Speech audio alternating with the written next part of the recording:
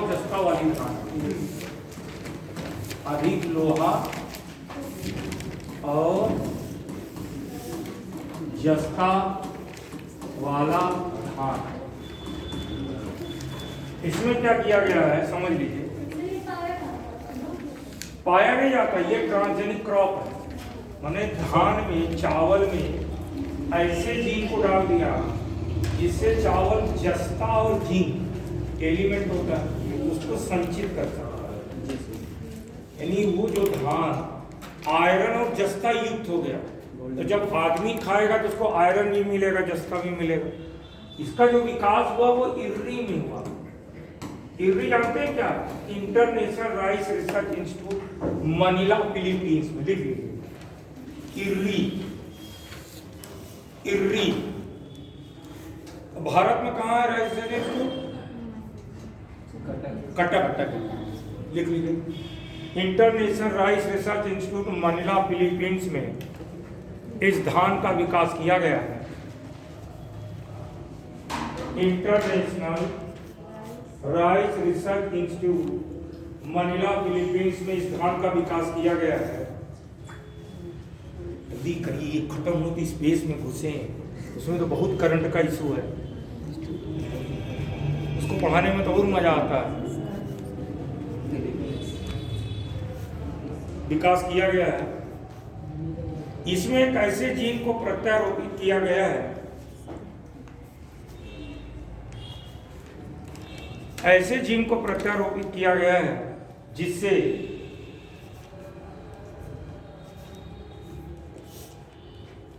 यह धान आयरन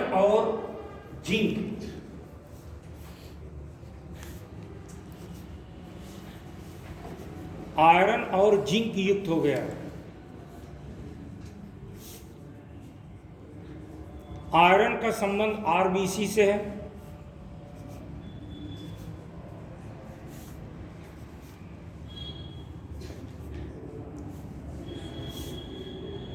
और जिंक की कमी से पुरुष बांझ हो जाता है। लेओर सेओर, अगला लेओर सेओर, ये क्या है? देखिए पराजीवी टमाटर है, पराजीवी टमाटर है।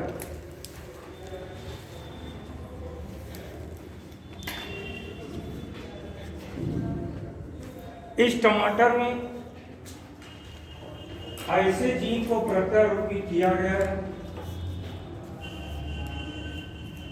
जिससे ये समय समय पकता है।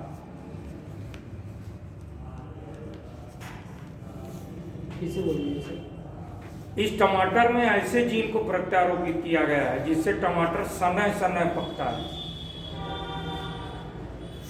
और किसान को टमाटर का उचित मूल्य मिल जाता है।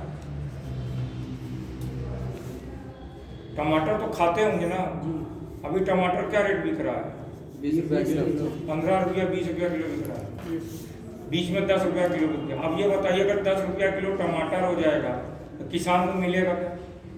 कुछ नहीं मिलेगा ना। क्यों टमाटर का इतना कम रेट क्यों हो जाता है?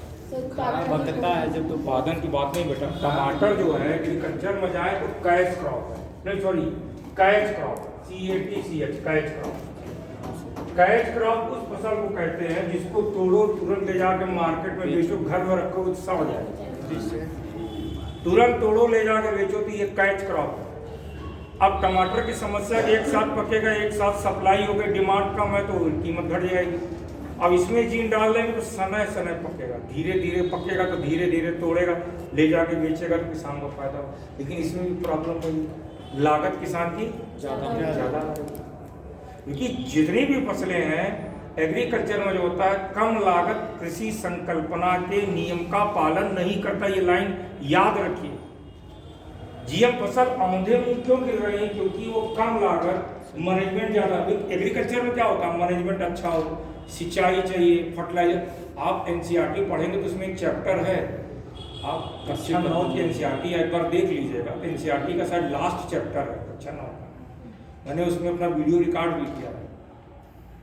है ना, तो उसको पढ़ लीजिए। उसमें देखिए होता कि फर्टिलाइजर चाहिए, इरिगेशन चाहिए, यानी सिंचाई भी अच्छी चाहिए, मैनेजमेंट ज़्यादा चाहिए, तो लागत ज़्यादा आएगी, लागत ज़्यादा आएगी तो उत्पादन महंगा पड़ेगा, महंगा पड़ेगा तो महंगा बेचेगा। इसलिए किसान क्या होता है, दूर भागता है जीएम फसलों से। इसलिए जीएम फसलें औंधे मुँह गिरती है। जब विश्व स्तर पर जीएम फसलों को कुछ ही देश उगाते हैं, सारे देश नहीं उगा पा रहे, और जहाँ पे इन फसलों को पहले बनाएगा वहाँ उगाते ही नहीं, वहाँ कहते भैया हाइब्रिड सही है, इन्हें ना सही।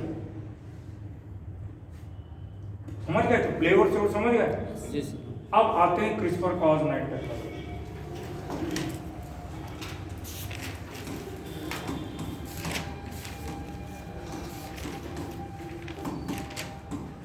CRISPR-Cas9 जीन एडिटिंग,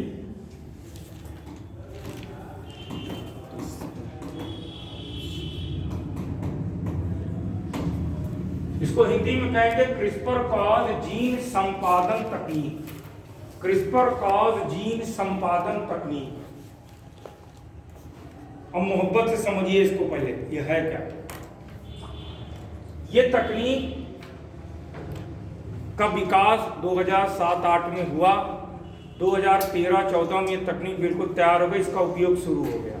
2020 में नोबेल मिला, 2 महिला वैज्ञानिक, बहुत दिन बाद केमिस्ट्री में नोबेल मिला है। केमिस्ट्री में जो नोबेल मिला है, एक नहीं 2 बार, जानते हो किसको मिला है? Madam Curie. केमिस्ट्री फिजिक्स में महिला को नोबेल बहुत कम मिला है। केमिस्ट्री फिजिक्स में आप देखें तो केमिस्ट्री में पहले मैडम क्यूरी को 1 बार नहीं 2 बार नोबेल मिला। उसके बाद 2020 में 4 पेंटियर और डोडोना को 2020 का केमिस्ट्री का नोबेल मिला, इसकी तकनीक को डेवलप करने के लिए। अब देखते तकनीक है क्या। आपको याद होगा कल के क्लास में आपको मैंने बताया था कि बैक्टीरिया हीमोफिलस, जब इसमें वायरस अटैच होता है, ये क्या है, बैक्टीरियो फेज वायरस है, और ये क्या है, ये बैक्टीरियल सेल है। बैक्टीरियल सेल को प्रोकैरियोटिक सेल। तो मैंने आपको बताया ये एक आरी बनाता है जिससे इसको काट के खत्म कर देता है। इन्होंने खाली कैंची की खोज कर दी थी। अब कैंची को मैंने बताया था फेंक फेंक के मारे, कभी काटेगा कभी नहीं काटेगा। इन्होंने उस कैंची को एक प्रकार से हाथ दे दिया, यानी एक सिस्टम डेवलप कर दिया, जिस सिस्टम की सहायता से आज हम जो चाहें एक्टिव जीन को कट कर सकते हैं। तो इन्होंने क्या किया, उस जीन को खोजा जो जीन आरी को बनाता है, उस जीन की डिस्कवरी इन्होंने की, और उस जीन का नाम रखा क्रिस्पर। उस जीन का क्या नाम रखा, क्रिस्पर। अब क्रिस्पर का फुल फॉर्म लिख लीजिए, क्लस्टर्ड रेगुलरली। बेटा समस्या ये है कि बहुत सारी चीजों की हिंदी नहीं, मैं वहां पर क्या करूं, इसकी हिंदी नहीं। Clustered regularly interspaced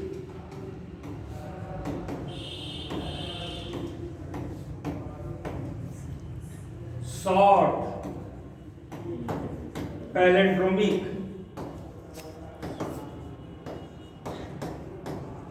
repeats.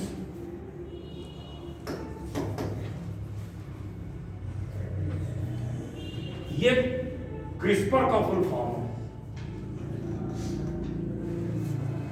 इसको लिख लीजिए फिर बताता हूं।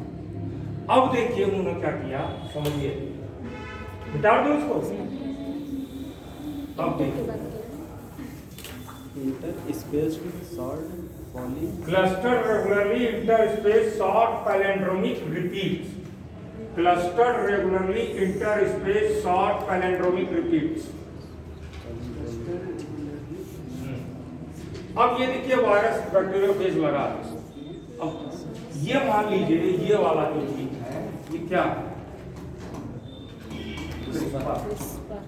अब इस वायरस ने क्या किया, अपने जेनेटिक मटेरियल को इंटर कर दिया। देखिए वायरस में कुछ वायरस का जेनेटिक मटेरियल आरएनए होता है, उसका डीएनए होता है। एक खास बात ये है कि वायरस का जो जेनेटिक मटेरियल होता है वो सिंगल स्टैंडर्ड होता है। जैसे आपके शरीर में जो सेल में डीएनए होगा वो डबल स्टैंडर्ड होगा। डबल स्टैंडर्ड का मतलब ऐसा, वायरस में होगा तो केवल एक पॉलीन्यूक्लियोटाइड की चेन, या डीएनए होगा या आरएनए होगा। ये वायरस में होता है और किसी में नहीं होता। अगर बैक्टीरिया में होगा वहां भी डबल स्टैंडर्ड होगा। ये समझ रहे हैं? अब देखिए क्या होगा। अब ये जीन क्या करेगा जब ये घुसेगा ससुरा, कौन? ये अपना जब घुसाएगा तो ये क्रिस्पर पहले इसको समझेगा, इसको कहां से कट करना है। इसको मैं यहां बनाता हूं। मान लीजिए इसका जो क्रम है वो ये एडेनिन है, मान लीजिए इसमें सिंगल स्ट्रैंडेड डीएनए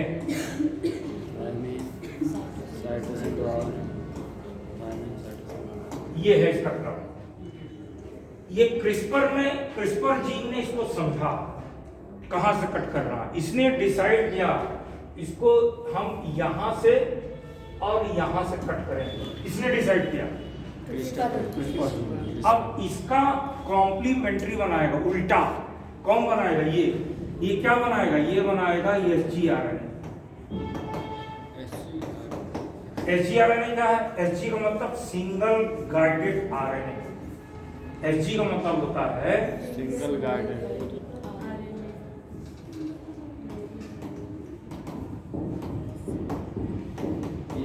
ये बनाएगा। अब ये सिंगल गाइडेड आरएनए ये बना दिया। इसको समझ करके बनाया। सी का उल्टा जी का कॉम्प्लीमेंट्री सी, टी का कॉम्प्लीमेंट्री ए, सी का कॉम्प्लीमेंट्री तो कॉम्प्लीमेंट्री बना दिया। अब इसी जीन ने बनाया किसको? Cas9। Cas9 क्या है? Cas9 का फुल फॉर्म समझ लीजिए। Cas9 का फुल फॉर्म होता है क्रिस्पर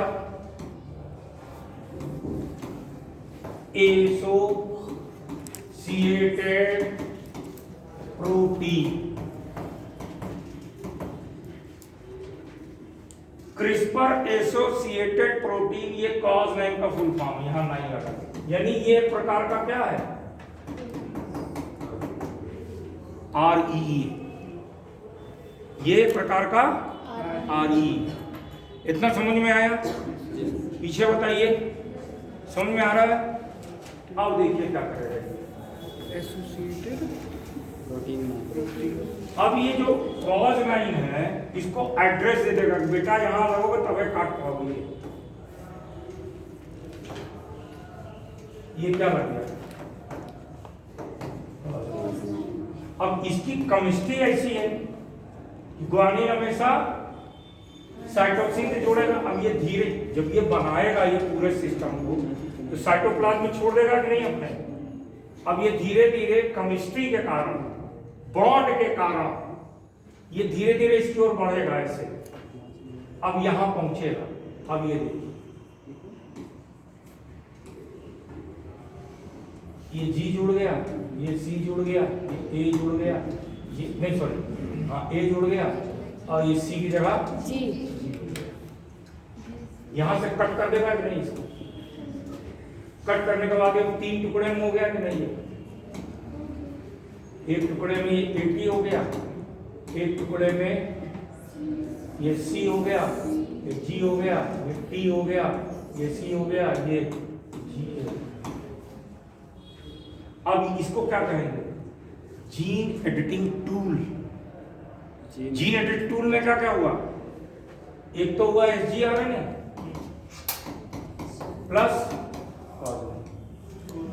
अब आप हमको एक चीज बताइए, प्रयोगशाला में under the control condition of laboratory, जहां पर ना समझ में आए वहां एक लाइन याद रखिए, प्रयोगशाला की नियंत्रित दशा। जैसे कोई चीज समझ में नहीं आ रहा इसके बाद क्या हुआ तो लगा दीजिए प्रयोगशाला की नियंत्रित दशा में।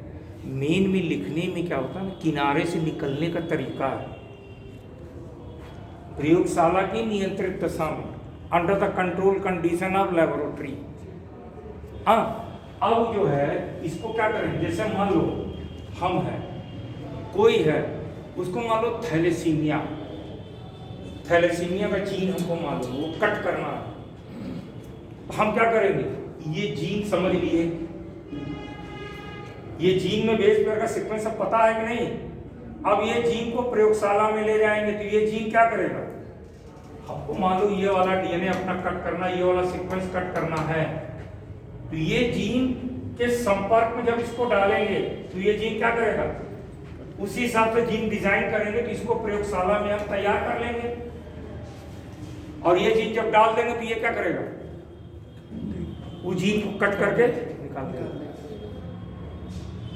अगर जेनेटिकली मॉडिफाइड क्रॉप, अब जो जेनेटिकली मॉडिफाइड क्रॉप है तो उसमें ये तरीका इस्तेमाल होता है, क्योंकि इसमें क्या सटीकता आती है, सटीकता लिखा देते हैं अभी ये क्या है, समझ में आ गई बात, चित्र बना लीजिए, फिर नोट डाउन कर लीजिए, नोट डाउन कर लीजिए।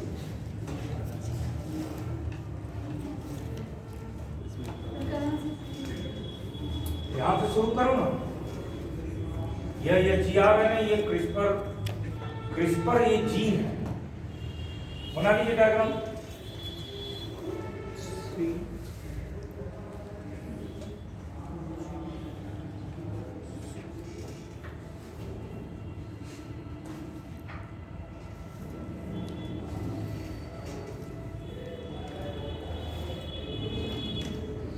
कल आपका ये खत्म हो जाएगा, ठीक, उसके बाद संडे पड़ेगा, संडे छुट्टी रहेगी, मंडे से आपका स्पेस टेक शुरू करूंगा, वो में ज़्यादा टाइम नहीं लगेगा, स्पेस टेक शुरू करूंगा, जिसमें अभी स्पॉडेक्स हुआ, चेजर और टारगेट, जी सर,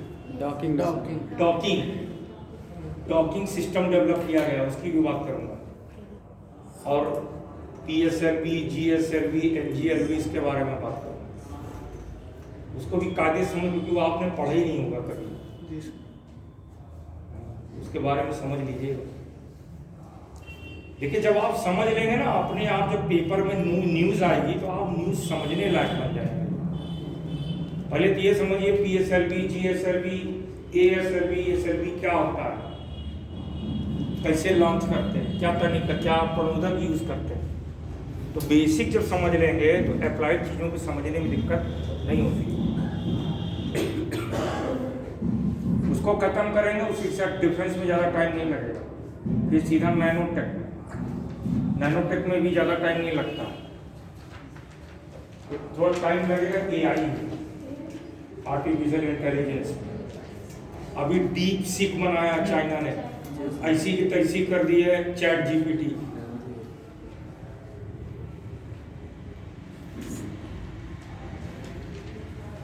ये था क्या, अमेरिका की कंपनी नवेडा, वो बनाती है हार्डवेयर, OpenAI सॉफ्टवेयर बनाती है, बहुत पैसा लगेगा तब होगा। वो आपको याद है जो क्या नाम है उनका, भारत आए थे, हाँ अल्टमैन, जब भारत आए तो यहाँ के एक व्यक्ति ने पूछा कि क्या 10 मिलियन में भी ऐसा काम, अरे नहीं हो सकता, और वहाँ पे चाइना में डीप सीक को 6 मिलियन में बना दिया, पुराने मेथड को इस्तेमाल कर दिया, और इनके चैट GPT से अच्छा काम करता है। बहुत बड़ा धक्का लगा है वैसे चाइना के इस कदम से, पूरा डिस्कस करेंगे। बना लिए जी सर, अब लिख लीजिए, लिख लीजिए, क्रिस्पर Cas9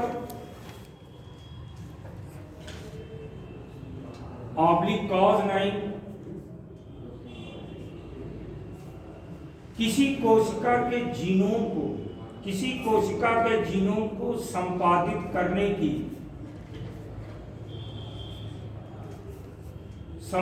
करने की एक विधि है,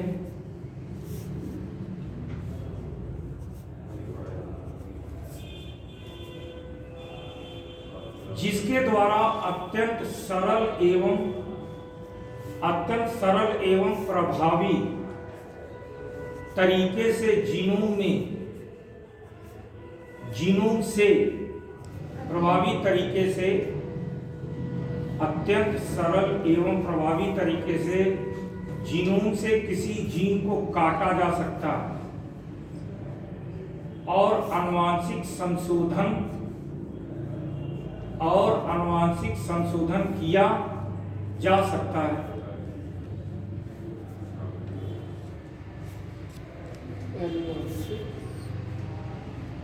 यह प्रणाली मूल रूप से जीवाणु में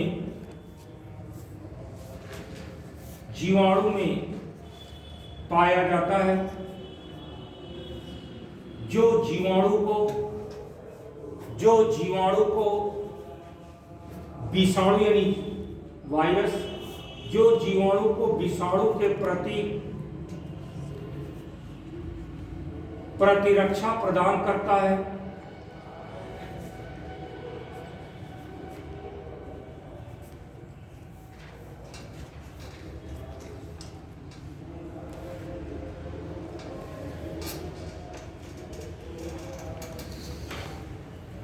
सन 2013 में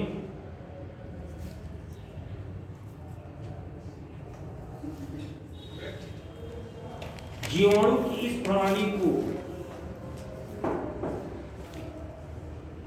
मानव कोशिका के संदर्भ में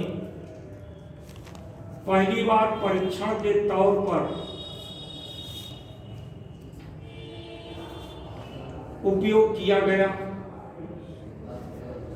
पहली बार परीक्षण के तौर पर उपयोग किया गया। यह उस वर्ष की सबसे बड़ी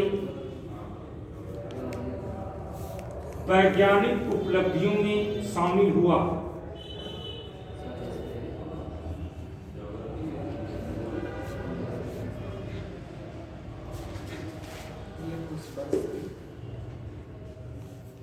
सबसे बड़ी उपलब्धियों क्रिस्पर जीन ट्रांसक्रिप्शन द्वारा, किसके द्वारा? क्रिस्पर जीन जो इसको बना रहा है प्रक्रिया कहते हैं ट्रांसक्रिप्शन।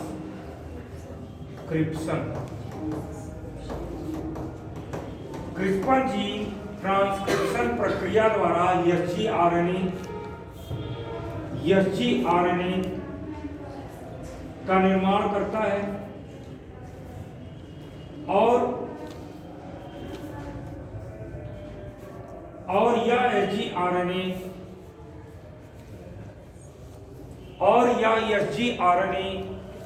cos9 को विषाणु के डीएनए या आरएनए को किसी विशेष बिंदु से काटने का पता देता है।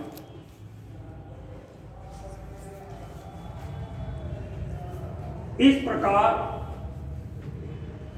एसजी आरएनए तथा cos9 को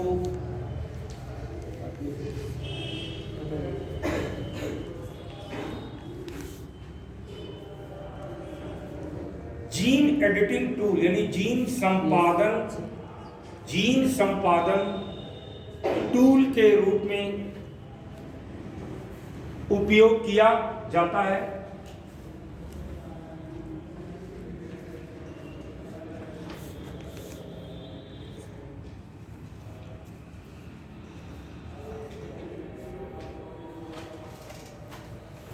इस तकनीक की उपयोगिता लिख लीजिए।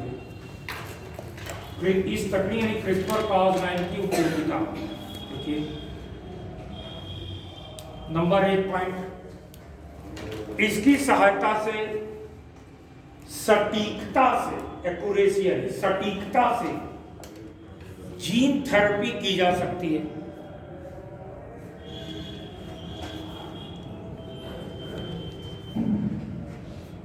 जीन थेरेपी का अर्थ है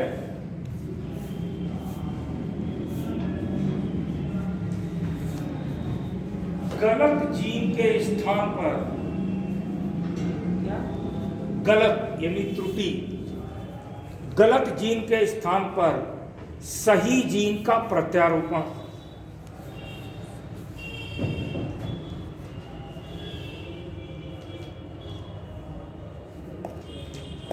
इस तकनीक की सहायता से, अगला पॉइंट, इस तकनीक के सहायता से मानव में होने वाले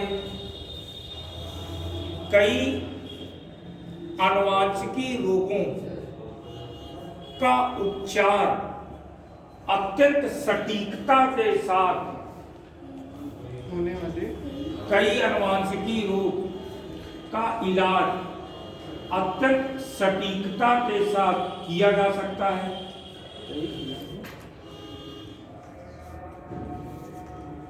अब हेडिंग डालिए दुरुपयोग।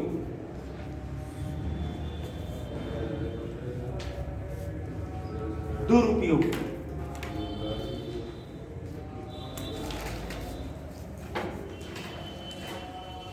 दुरुपयोग में लिखिए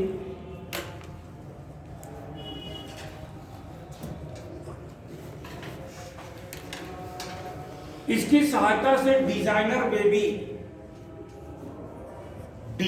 बेबी को भी बनाया जा सकता है, जिससे समाज में असमानता की स्थिति बनेगी।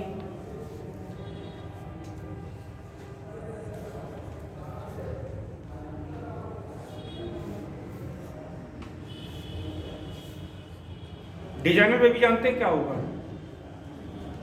मतलब डिजाइन करके और उसका मतलब बच्चे, जैसे हमारे पास बहुत पैसा है, हमारा पति आ गया, हमने शादी कर ली, हमको विशेष बच्चा चाहिए, वो बच्चा हैंडसम भी हो, इंटेलिजेंट भी हो, सारे गुण हो उसमें। तो आज वर्तमान में क्या है कि सारे गुण का कारक जीन पता है। जी हम बच्चा पैदा करने से पहले प्लान कर लिए और उसमें ये सारे जीन डलवा देंगे तो बच्चा पैदा हो जाएगा। तो समान व्यक्ति से बच्चा अलग होगा, तो हो सकता है कि आने वाले समय में वो जो डिजाइनर बेबी है वो आपके पॉलिटी के अगेंस्ट में है। इक्वलिटी कहाँ हुई? वो इंटेलिजेंट ज़्यादा होगा। इसलिए जब भी जीन थेरेपी या जीन एडिटिंग मानव के संदर्भ में किया जाता है तो उसके लिए ग्रुप बना, जैसे आप वो करते हैं जीएम क्रॉप तैयार करते थे GEA रिजल्ट से, वैसे अगर मानव का अगर हम जीन थेरेपी करेंगे इसकी सहायता से, जीन थेरेपी का मतलब एक से जीन निकाल के दूसरे में डालना, यूज करेंगे इस तकनीक का, तो उसके लिए हमको क्या करना पड़ेगा? ग्रुप के पास जाना पड़ेगा जिसको CDSD कहते हैं। लिख लीजिए नीचे। वर्तमान में जीन थेरेपी करने के लिए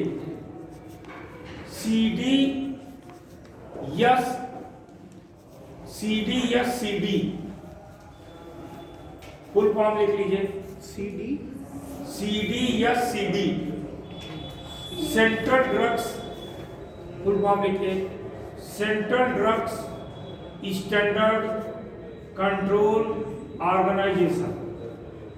central drugs standard control organisation से अनुमति लेनी पड़ती है।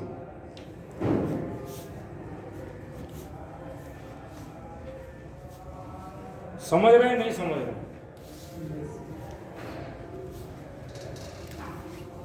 आए? अब आगे बढ़ते हैं। ये तो मैंने क्रिस्पर के बारे में आपको बता दिया। बात करते हैं DNA फिंगरप्रिंटिंग। हेडिंग डाल लीजिए DNA फिंगरप्रिंटिंग या DNA प्रोफाइलिंग। DNA फिंगरप्रिंटिंग भी कहते हैं, DNA प्रोफाइलिंग भी कहते हैं।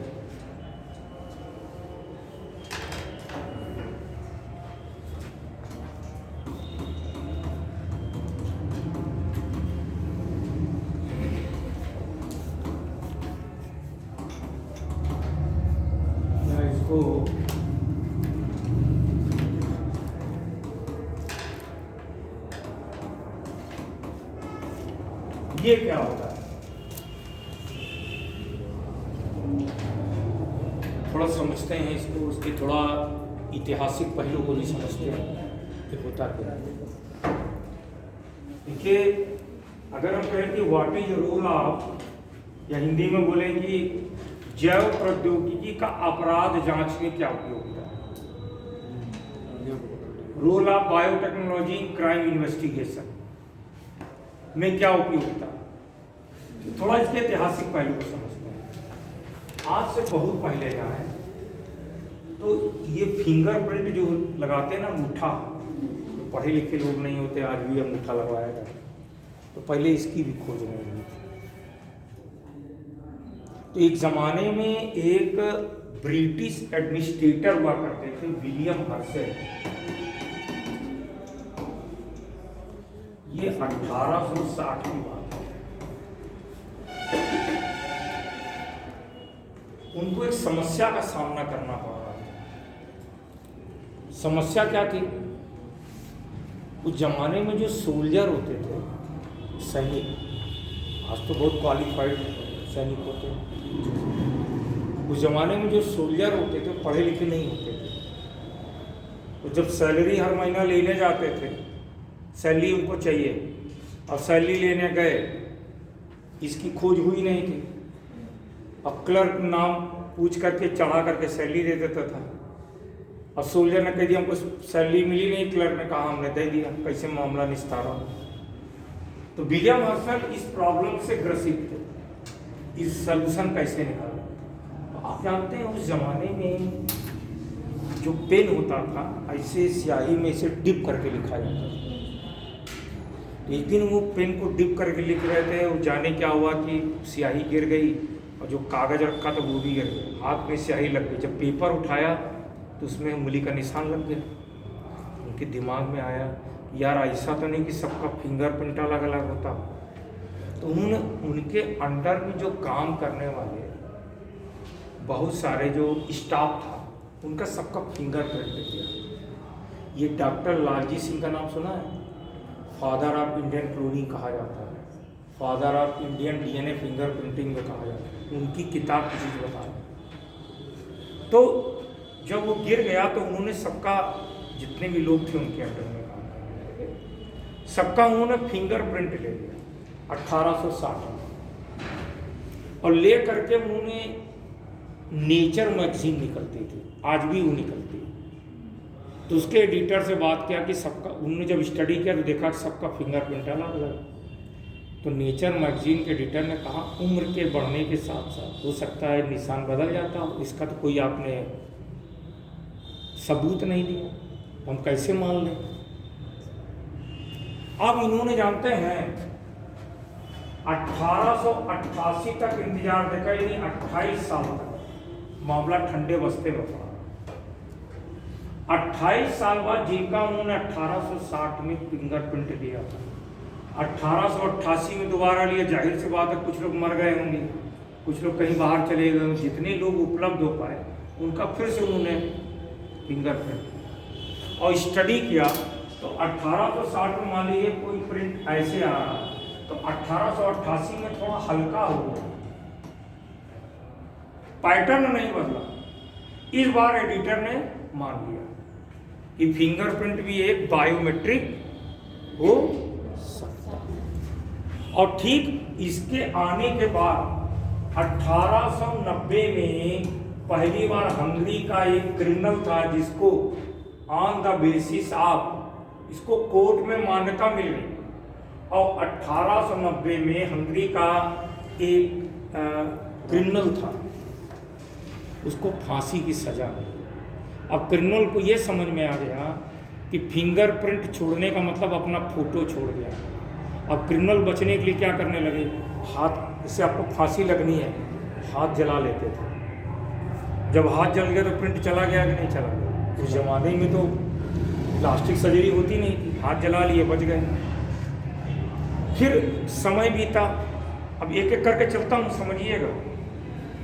1902 का समय आता है जब ब्लड ग्रुप की खोज होती है। लैंडस्टीनर ब्लड ग्रुप की खोज की, 4 ग्रुप खोजा, ए बी और ये भी बहुत फायदा नहीं, वो 4 ग्रुप किसी का भी हो सकता है।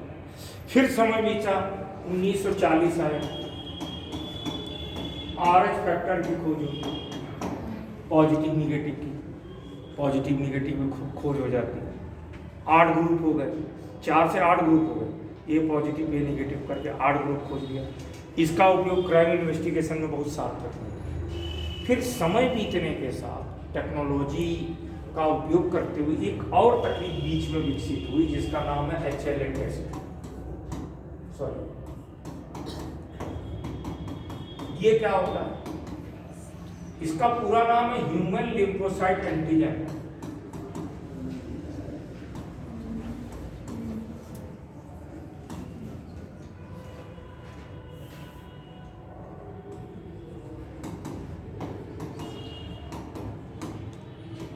आपके रक्त में जो WBC उसका एक प्रकार लिम्फोसाइट भी होता है। तो एक टेस्ट ये भी, इसमें क्या करते थे मालूम है? जैसे आप हैं, हम, हर व्यक्ति का जो रक्त है, ब्लड है, देखिए ब्लड आपके दो भागों से मिलता है। इसलिए जब मैं बायोलॉजी पढ़ाता हूँ तो मैं हिसाब से पढ़ाता हूँ तो मुझे टेक्नोलॉजी में ज़्यादा मेहनत ना करनी पड़े। आपके ब्लड का आप देखें तो ब्लड दो भागों से मिलता है, एक ब्लड सेल्स होती है, एक प्लाज्मा होता है। प्लाज्मा ब्लड के 55% भाग को बनाता है, 45% आपका RBC WBC प्लेटलेट होता है। तो आपका जो ब्लड प्लाज्मा होता है उसमें कई सारी प्रोटीन होती है, एल्ब्यूमिन, ग्लोब्यूलिन, प्रोथ्रम्बिन, फाइब्रिनोजन, ये प्रोटीन सब में होती है। लेकिन कुछ प्रोटीन ऐसी आपके ब्लड में होगी जो किसी और में नहीं मिलती। ठीक है, तो इस टेस्ट में क्या करते हैं कि आपका ब्लड ले लेते हैं, फिर उसमें स्पेसिफिक प्रोटीन का पता लगाते हैं। लेकिन दिक्कत क्या है कि जैसे आपका ब्लड बाहर निकाला गया, जैसे ही शरीर से ब्लड बाहर आता है उसमें चेंजेस शुरू हो जाते हैं। तो कोड इसमें जो ये टेस्ट में जो इसकी प्रमाणिकता है वो मात्र 98%। तो कोर्ट यानी आपका न्यायालय इस आधार पर किसी को फांसी की सजा नहीं दे सकता। इसका उपयोग केवल जांच को एक दिशा देने में उपयोग किया जाता है, यानी इस आधार पर किसी को फांसी नहीं दे सकते, यानी आदमी बच जाएगा। इसको अगर ये पे पॉजिटिव आ गया तो भी बच जाता। तब क्या हुआ कि 1984 का दशक आया, एक ब्रिटेन में साइंटिस्ट है जिनका नाम था एलन जेफरीज। तो एलन जेफरीज ने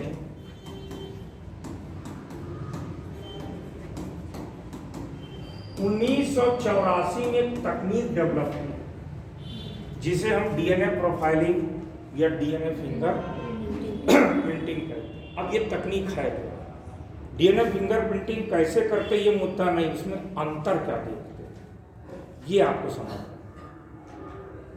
अब इसके थोड़ा सा 5 मिनट समझ लीजिए, डायग्राम बनाना पड़ेगा। तब जैसे मान लीजिए DNA फिंगर प्रिंटिंग की गई, मान लीजिए एक A बंदा है, एक B है, एक C, तीनों का DNA सैंपल लेना है। तो DNA सैंपल में ब्लड ले सकते हैं, उसका सीमेन ले सकते हैं, उसका हेयर रूट ले सकते हैं। जैसे आपका हेयर है ना, इसमें DNA नहीं है, हेयर का जो रूट है उसमें है। क्या इससे क्राइम इन्वेस्टिगेशन हो सकता है? हाँ, हो सकता है रिवर्स जेनेटिक्स में जाने पर, क्योंकि ये आपका जो ये है ना, ये किसका बना है? केराटिन का बना है। केराटिन क्या है? प्रोटीन है। आपके बाल की प्रोटीन में अमीनो एसिड प्रोटीन में अंतर समझते हो? आप समझते हैं? प्रोटीन और अमीनो एसिड थोड़ा समझ लीजिए तभी मजा आएगा, क्योंकि सब लिंक्ड है एक दूसरे से। एक प्रोटीन होती है, अमीनो एसिड उसका बेसिक है ना, एक अमीनो एसिड होता है। ठीक है, इन दोनों में क्या समझिए, एक होता है वर्ड, एक होता है अल्फाबेट। अल्फाबेट और वर्ड में संबंध समझ रहे हैं? जी सर, कई अल्फाबेट से मिलकर वर्ड बनते हैं। वही संबंध इसका इसमें। ये समझिए अल्फाबेट है, ये समझिए वर्ड है। प्रकृति में 250 से 300 प्रकार के अमीनो एसिड होते हैं। आपके बॉडी को 20 टाइप का अमीनो एसिड चाहिए। जी सर, आपने पढ़ा होगा। जी सर। 10 प्रकार के अमीनो एसिड ऐसे हैं जो हमें भोजन से भी मिलते हैं, हमारे शरीर में भी बनते हैं। उन्हें अनावश्यक अमीनो या नॉन इसेंशियल अमीनो एसिड कहते हैं। और 10 प्रकार के ऐसे जो केवल भोजन से मिलते हैं, हमारे शरीर में नहीं बनते, उन्हें आवश्यक अमीनो। अब एक और चीज़ समझिए, जैसे आज आपने मिल्क पिया, मिल्क में कैल्शियम प्रोटीन है। कैसे? अंडा खाया तो अंडे में एल्ब्यूमिन प्रोटीन, गेहूं की रोटी खाई तो उसमें ग्लाइडिन प्रोटीन। ये आपके पेट में गया, अभी आपके शरीर को काट डाले फाड़ डाले, ना ये प्रोटीन मिलेगा ना ये मिलेगा और ना ये मिलेगा। गया था, समझते हैं। जब आपने खाना खाया तो ये गया डीएस। डीएस का मतलब डाइजेस्टिव सिस्टम। डाइजेस्टिव सिस्टम का काम होता है बड़े बड़े अणु को तोड़ करके छोटे छोटे अणु में तोड़ना। तो डाइजेस्टिव सिस्टम में क्या हुआ, ये किसमें टूट गया? Amino acid. Amino acid. ये किसमें टूट गया? Amino acid. अब आपका शरीर जो प्रोटीन बनाना चाहेगा वो बना। वो प्रोटीन बनाता है। कैसे बनाता है इसको भी देख लेते हैं, 5 मिनट लगे। जैसे एक सेल की बात करते हैं, ये प्रोटीन बनने का कार्यक्रम कोशिका के अंदर होता है। जैसे ये कोशिका, कोशिका में ये केंद्रक, केंद्रक में ये डीएनए है। यहाँ पे ये राइबोसोम्स का नाम सुना होगा, ये राइबोसोम्स क्या है?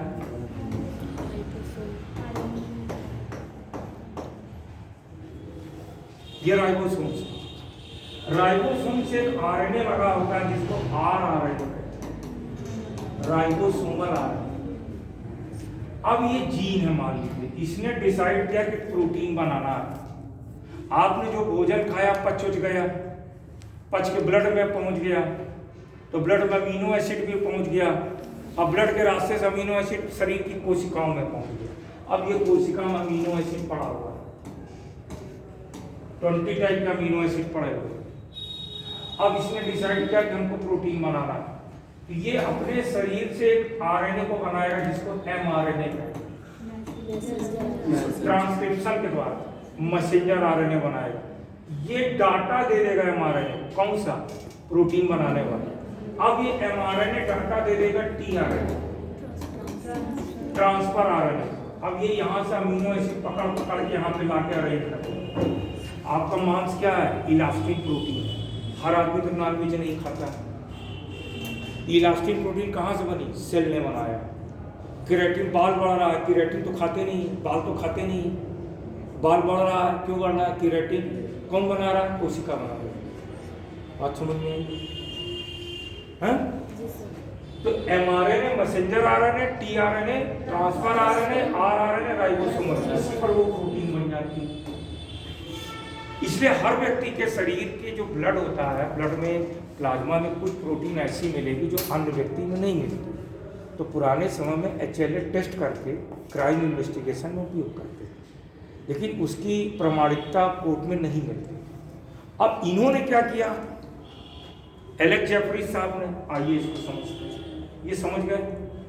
हाँ, इन्होंने 3 पर्सन को लिया, मान लीजिए तीनों का डीएनए सैंपल ले लिया। अब जब डीएनए देखे ना तो ऐसा होता है, हमने उसको खोल लिया डीएनए, ऐसे होगा। 5 मिनट दीजिए, पहले हम बनाएंगे तब समझ में आएगा।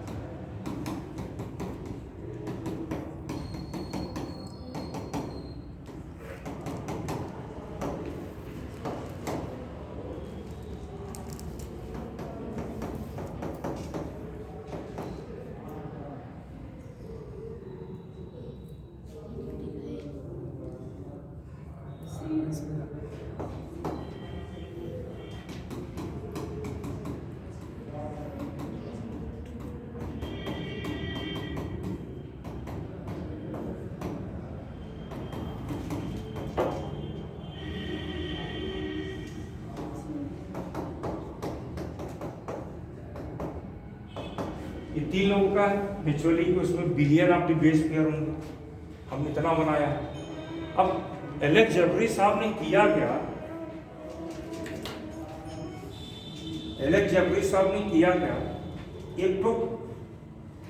एक पर्टिकुलर सीक्वेंस को चुन लिया। मान लीजिए उन्होंने गाटा को चुन लिया, सीक्वेंस गाटा ले लिया, तो गाटा का यानी गाटा चुन लिया, गाटा, तो गाटा का उल्टा प्रोब बनाएंगे। गाटा का उल्टा क्या होगा? C C T T A A T T, ये बना लिया, ये प्रोब हो गया। ये क्या हो गया? सी टी ए टी, ठीक। यदि गाटा चुन लिया, अब इसको इस पे चलाया अलग करके, इसमें गाटा एक और नहीं है, इसमें गाटा एक, इसमें गाटा 2, इसमें एक और नहीं। हो सकता है किसी में गाटा 100 हो, किसी में 200। अगर हम पूरा बात करें 100 हो, 200 हो, 3, लेकिन 2 व्यक्ति ऐसे नहीं मिले जिनमें गाटा रिपीट की संख्या 1 हो। बात समझ रहे हैं? आप टाटा ले लीजिए, आपकी इच्छा है,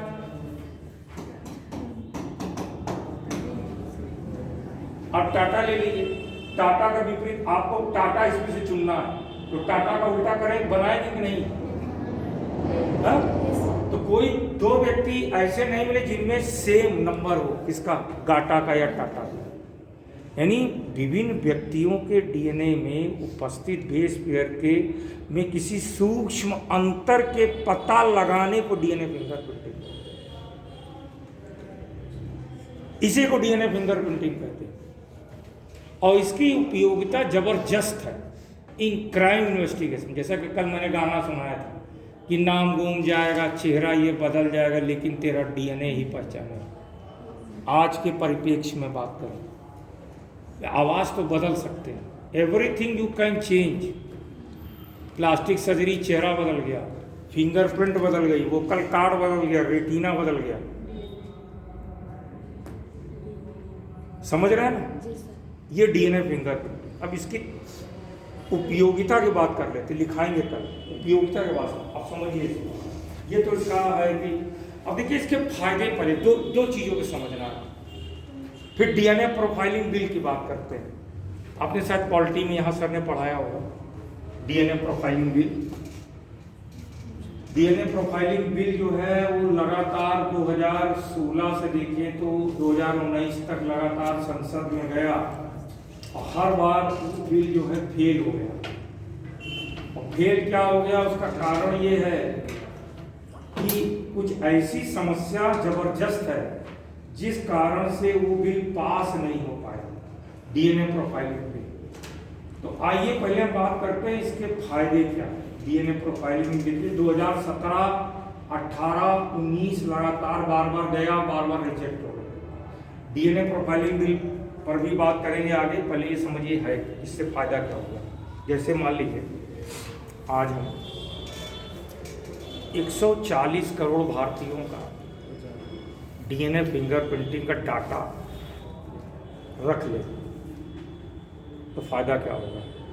कहीं पर क्राइम हुआ, 140 करोड़ लोगों का डीएनए फिंगरप्रिंट का डाटा, यानी इस समय उस समय क्या हो जाए, आपके शरीर की एक कोशिका का आधार कार्ड हो जाएगी। जी, आपके शरीर की एक कोशिका का आधार हो गई। मान लीजिए कहीं क्राइम हुआ, किसी महिला के साथ रेप हो या कोई भी हुआ, उसके बॉडी का कुछ भी मिल गया, सेल मिल गया, बायो इन्फॉर्मेटिक्स में उस सेल से डीएनए को निकाल करके डीएनए फिंगरप्रिंटिंग करके जब डालेंगे, जैसे आधार से पता चल जाता आप कहाँ के रहने वाले हैं, वैसे पूरा बता देगा कि नहीं बता। ये फायदा है, यानी क्राइम रेट अपने आप नीचे हो गया। और फायदा क्या है, मान लीजिए कोई बस्ती का रहने वाला है, वो गया किसी दूसरे देश में, या मान लीजिए चेन्नई चला गया या महाराष्ट्र चला गया, उसका मर्डर हो गया, और उसके शरीर, उसके पास खून, उसका आईडी जो था, आधार वगैरह सब छीन लिया गया, डेड बॉडी पड़ी, तो उसका डीएनए फिंगरप्रिंटिंग करेंगे। अगर 140 तो पता लग जाएगा कहाँ का रहने वाला। अभी मान लो वो मर जाए कोई, और उसका डीएनए फिंगरप्रिंटिंग तो कर ले, मैच किससे कराओगे? इसका डाटा तो है नहीं ना आपके पास। बात समझ रहे कि नहीं समझ रहे? मुझे सर तो ये फायदा है, इसीलिए डीएनए प्रोफाइलिंग बिल की बात की गई कि 140 करोड़ भारतीयों का डीएनए प्रोफाइलिंग बिल अपलोड कर दिया गया है। तो क्या होगा, क्राइम घटेगा।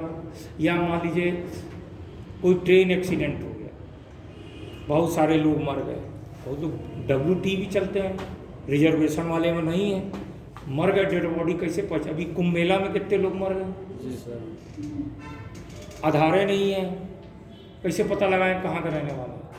तो उसकी बॉडी का एक्सेल ही आधार का काम करेगा कि नहीं करेगा? पता चल जाएगा कि नहीं पता चल जाएगा? और एक सबसे बड़ी इसकी उपयोगिता जो शुरुआत होती है, फायदा आपको बताते हैं। जब डीएनए फिंगरप्रिंटिंग की खोज हो गई, भारत के संदर्भ में बात करें तो 1990 में भारत में पहला केस डीएनए फिंगरप्रिंटिंग की सहायता से सॉल्व हुआ। कैसे मालूम? एक केरला की रहने वाली महिला थी जिसका नाम था लक्ष्मी। उसका प्रेम संबंध था वहाँ के एक इंडस्ट्रीज से जिसका नाम था कुन्नी रमन। उससे उसको एक बच्चा था, वो अपना बच्चा मारने से इनकार कर रहा था। वो मामला काफ़ी दिन से केरला हाई कोर्ट में लंबित था। इस महिला ने मलयालम पत्रिका में पहली बार डीएनए फिंगरप्रिंटिंग से संबंधित एक लेख को पढ़ा, और लेख पढ़ने के बाद CCMB से कांटेक्ट किया। CCMB क्या है? Centre for cellular and molecular biology, ये हैदराबाद है। Centre for cellular and molecular biology, यहाँ कांटेक्ट किया। उस समय इसके डायरेक्टर मल्होत्रा साहब थे। उस समय डॉक्टर लालजीत सिंह थे लेकिन डायरेक्टर नहीं थे। तो डॉक्टर मल्होत्रा से इन्होंने कंसर्न किया कि ये मामला, तो उन्होंने डॉक्टर लालजीत सिंह को भेजा, और डॉक्टर लालजीत सिंह ने दिखाया कि विश्व के कई देशों में डीएनए फिंगरप्रिंटिंग को सबसे एथेंटिक बायोमेट्रिक माना जा रहा है, और विश्व पहली बार उस महिला को इस डीएनए फिंगरप्रिंटिंग की सहायता से न्याय मिला। और इस डीएनए फिंगरप्रिंटिंग की सहायता से एक केस और आया, एक IVF केस आया। IVF भी समझ लीजिए क्या है, in vitro fertilisation.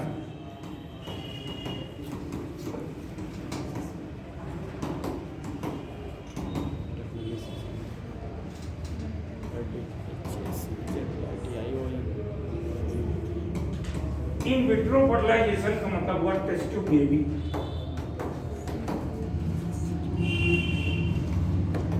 Test tube baby बनाई, इसी को टेस्ट ट्यूब बेबी कहते। इसमें जानते क्या करते हैं? बहुत छोटी से तकलीफ, जैसे कई पति पत्नी हैं, उनके बच्चे नहीं हो रहे, तो पुरुष का स्पर्म ले लेते हैं, स्त्री का ओवा ले लेते हैं, एक इतनी बड़ी प्लेट होती है। टेस्ट ट्यूब का कोई मतलब नहीं होता, नाम खाली टेस्ट ट्यूब बेबी।